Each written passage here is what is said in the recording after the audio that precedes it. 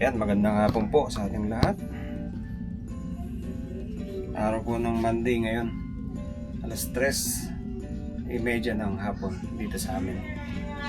At ayun, no? Gluluto tayo ng kamote cube. Iprito natin, lalagyan natin ng asukal na pula. Yan. So yun, binili namin kahapon. Diba? Yan. So $5 lang to, ano na? 1.36 kilo. Yan. So piprito tayo. Gawa tayo ng fries. Bigyan natin ng cheese. Tapos yung iba, ayan natin, kamote cube natin. Yan, yung sweet potato. Kaso, ano to, kulay dilaw sa loob. So mamaya, titingnan natin. Yan.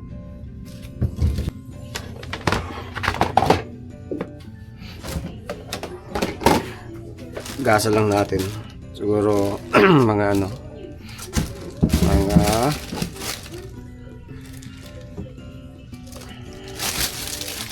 mga 5 piraso.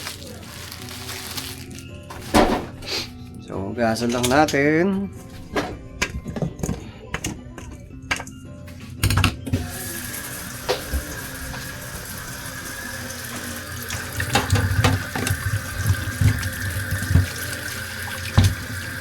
Tapos saka natin balatan.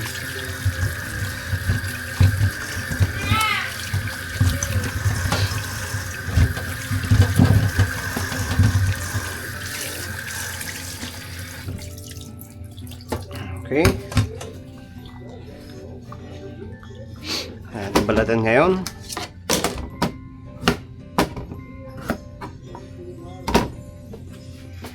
Asa lang natin.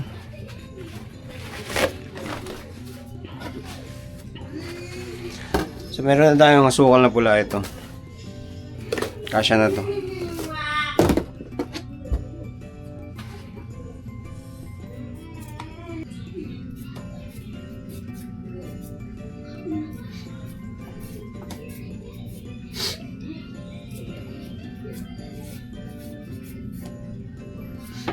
So ito merienda, no?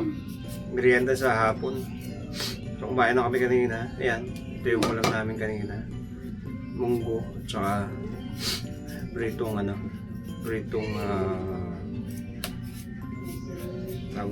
manok.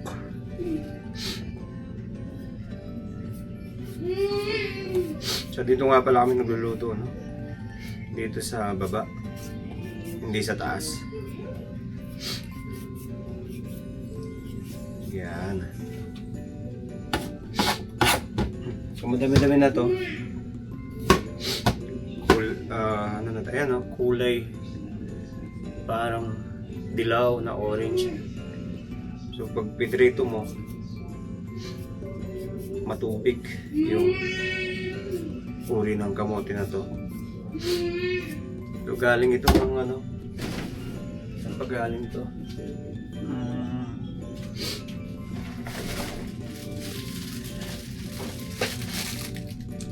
So product sa Canada pala doon. Okay. Product ng Canada. So hindi siya katulad ng kamote natin na native. Hindi siya kulay ganito. Parang puti. Tsaka may pagka-dry yung loob. Ito ano siya, parang nagmo-moist yung niya. Laman niya sa loob. Pero matamis, sobrang tamis.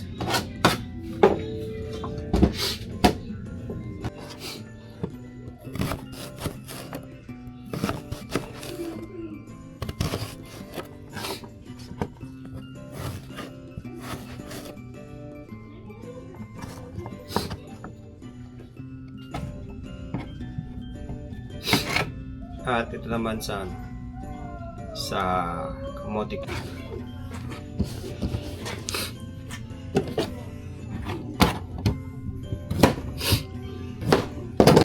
Kuha naman tayo ng kawali. So na-chop na natin. Sprito muna natin. Ay, mantika. Yun.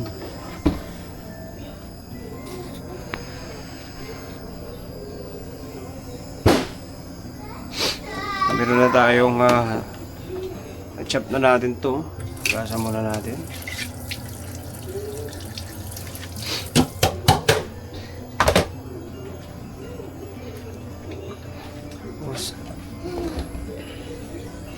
Yes, Eli. No, wait. Go there.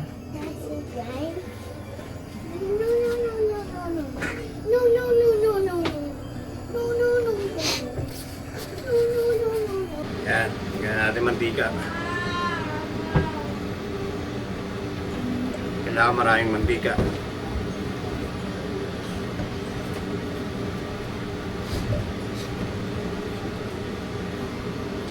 Wait lang, Eli. Go there.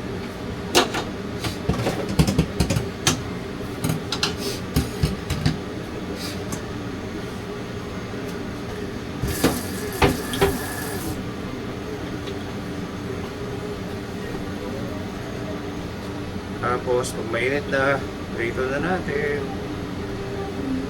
Tanggalin lang natin yung tubig. Yung mga tubig-tibig nito para pag pinirito natin mamaya, hindi siya matubig. So, unahin muna natin itong pag-price.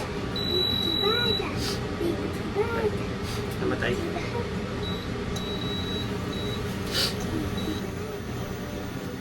Move! Brother! Move!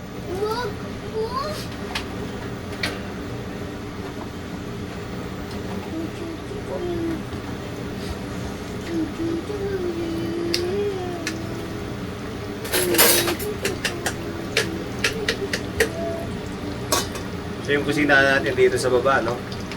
Hindi mo na kailangang maglakad-lakad pa. So asang ganyan mo lang, ganyan na lahat ng kailangan mo. Dapat ka ng seasoning dito, mga lutuin mo dito, mga lutuan nandito. So dito ka lang sa isang pwesto, hugas ka dyan. So easy access na.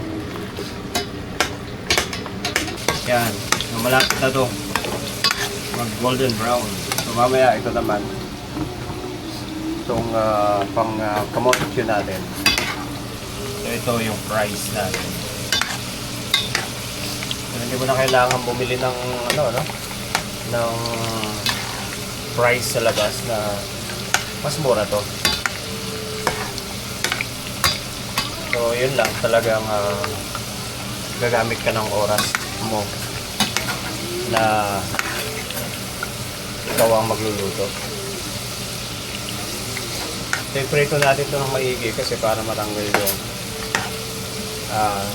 tubig niya.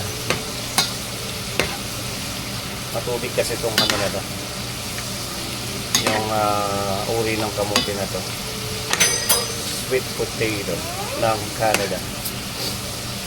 Yan. So malapit na.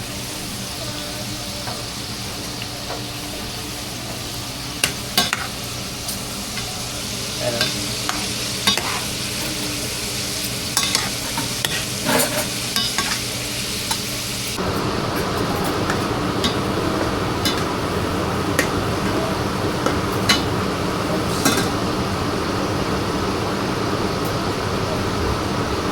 Yan, pwede na to. Medyo nawala na yung tubig at baka masunog, mapait pagka nasobrahan yung luto.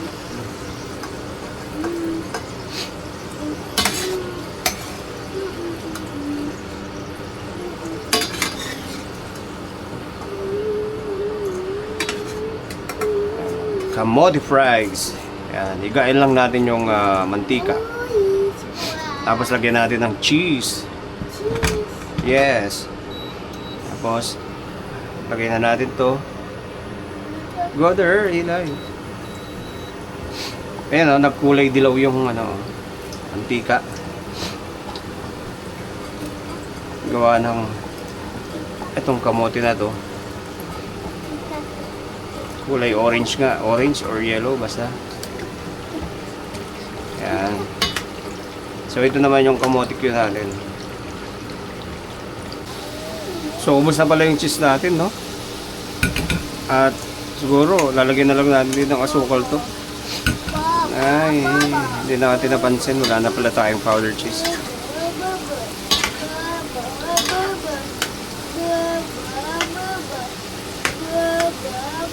So mamaya lagyan na lang natin ng asukal, brown sugar. Matapos na ito. So okay na to.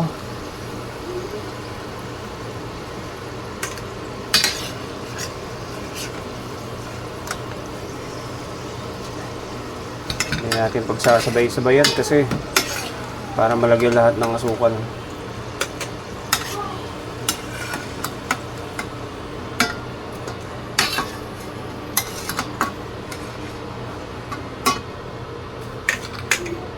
Yun.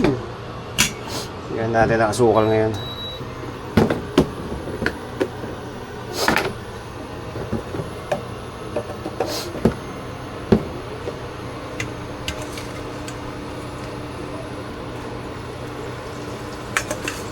Parang talong lang eh, no?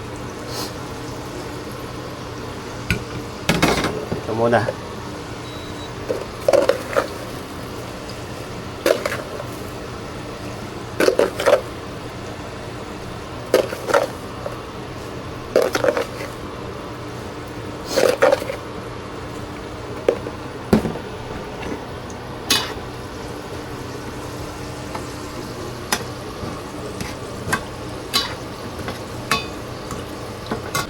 Ayan, luto na yung ano natin, kamote cube na parang price yung pagka-slice niya, no?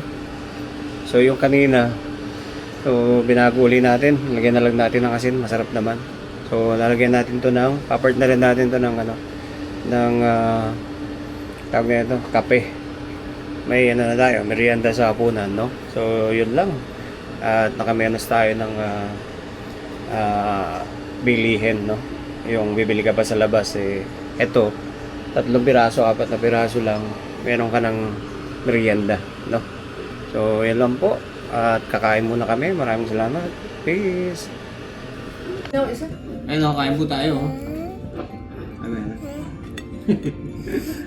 Tapos titipla tayo ng kape.